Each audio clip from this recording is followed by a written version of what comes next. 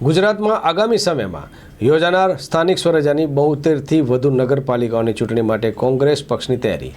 ચૂંટણીલક્ષી કામગીરી માટેની મૂલ્યાંકન બેઠક ગુજરાત પ્રદેશ કોંગ્રેસના પ્રમુખ શક્તિસિંહ ગોહિલના પ્રમુખસ્થાને યોજાઈ હતી. Story by V S. Shrimali, Gandhinagar.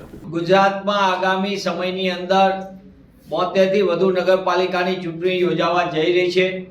હજી જાહેરનામું બહાર નથી પડ્યું, પણ કોંગ્રેસ પક્ષે નગરપાલિકામાં જે રીતના ભાજપાના ભ્રષ્ટ શાસનના કારણે પ્રજા પરેશાની વેઠી રહી છે, ત્યારે પ્રજાને ન્યાય મળે અને કોંગ્રેસ એનો અવાજ બને તે માટે આગોતરી તૈયારી શરૂ કરી છે. અને તેના ભાગરૂપે છેલ્લા 1.5 મહિનાથી કોંગ્રેસ પક્ષે નગરપાલિકા કક્ષાએ મૂકેલા નિરીક્ષકો, સ્થાનિક પ્રભારીઓ અને એમને સોંપાયેલી કામગીરીને મૂલ્યાંકનની આજે બીજી બેઠક હતી, જેમાં 95% કરતાં વધુ નગરપાલિકામાં સ્થાનિક કક્ષાએ સમગ્ર બેઠક મળી હતી સંગઠનની. તેમને સોંપાયેલી કામગીરીનો સંપૂર્ણપણે એમને જે જવાબદારી સોંપી હતી એની પૂછવામાં આવ્યું, એમને કઈ કઈ કામગીરી બાકી છે, અધૂરી છે તો કઈ રીતે છે, શું રીતે અહીંયા સ્થાનિક સમીકરણો છે અને સાથોસાથે અહીંયાના સ્થાનિક પ્રશ્નો શું છે.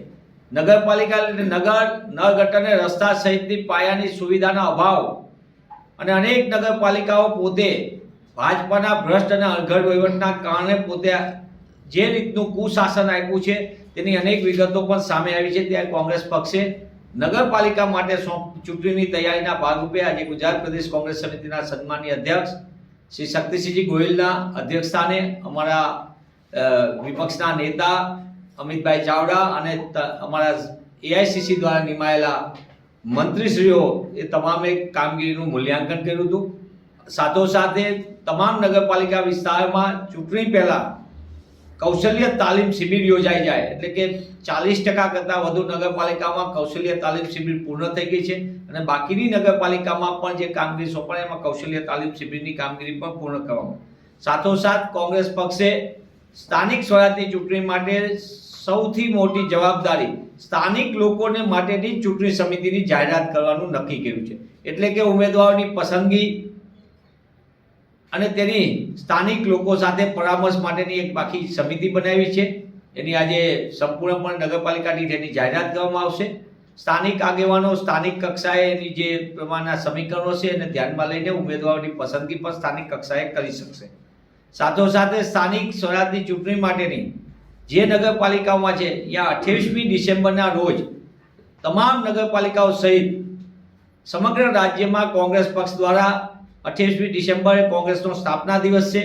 અને આ વિશેષ એટલા માટે કે આ વખતે જ્યારે મહાત્મા ગાંધી પ્રથમ વખત 1924માં જ્યારે પોતે અધ્યક્ષ બન્યા હતા, એટલે એના ભાગરૂપે સમગ્ર રાજ્યની અંદર વિવિધ કાર્યક્રમો પણ થશે અને સ્થાનિક પ્રશ્નોને લઈને અહીંયા તમામ કામગીરી કરવામાં આવશે એવું આજની બેઠકમાં નિશ્ચિત કરવામાં આવ્યું છે. પણ કોંગ્રેસ પક્ષ પોતાના પંજાના નિશાન ઉપર નગરપાલિકાની ચૂંટણીમાં મેદાનમાં ઉતરવાનું છે અને તમામે સર્વાનુમતે નક્કી કર્યું છે. અગાઉ આ નિર્ણય થઈ ચૂક્યો છે કે કોંગ્રેસ પક્ષ નગરપાલિકાની ચૂંટણી જિલ્લા પંચાયત, તાલુકા પંચાયત તો અમે વર્ષોથી કોંગ્રેસના નિશાન ઉપર જ લડતા હતા, પંજાના નિશાન ઉપર, પણ નગરપાલિકાની ચૂંટણી પણ કોંગ્રેસ પક્ષ પંજાના નિશાન ઉપર લડશે તે સુનિશ્ચિત છે. લોન પર ફોન 15 વર્ષ જૂનું ગુરુ મોબાઈલ એન્ડ ઇલેક્ટ્રોનિક્સ. દરેક કંપનીના જૂના અને નવા મોબાઈલ લોન ઉપર મળશે અને ઇલેક્ટ્રોનિક્સ આઇટમો ફ્રીજ, ટીવી, વોશિંગ મશીન. ગુરુ મોબાઈલ એન્ડ ઇલેક્ટ્રોનિક્સ, સંતોષી માતાના મંદિર પાસે અને અમારી અન્ય બ્રાન્ચ ગુરુ મોબાઈલ પોઈન્ટ, આભા હોટલ નીચે, પેટ્રોલ પંપ સામે, ભુજ. તો મેળવો લોન પે ફોન અને તમામ ઇલેક્ટ્રોનિક્સ એપ્લાયન્સીસ.